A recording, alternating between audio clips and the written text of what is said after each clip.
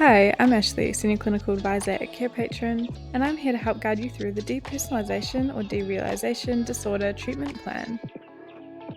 What is a Depersonalization Disorder Treatment Plan? Depersonalization or Derealization Disorder, or DPDR, is a complex mental health condition characterized by recurring episodes of feeling detached or disconnected from oneself and perceiving the world as unreal or distorted. Psychotherapy, especially cognitive behavioral therapy, is often the primary method of treatment.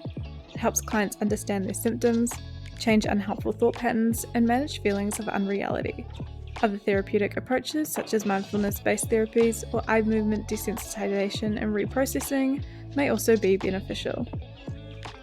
While there are no specific medications approved for DPDR, certain antidepressants, anti-anxiety drugs, or some antipsychotics may help alleviate symptoms in some cases, although they are not standalone treatments. The treatment plan can be used for post-diagnosis, to formulate a treatment plan, interdisciplinary coordination, treatment adjustment, patient transition, and emergency situations. As a result, it's commonly used by psychologists and therapists. Here's how to use a DPDR disorder treatment plan. The first step is to complete each section and fill them with sufficient detail.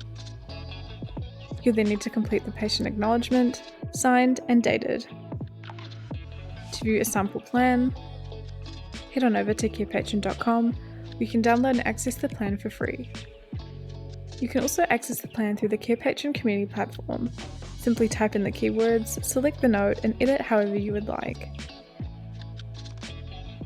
Thanks for watching, and remember to subscribe to Carepatron to view more healthcare related videos.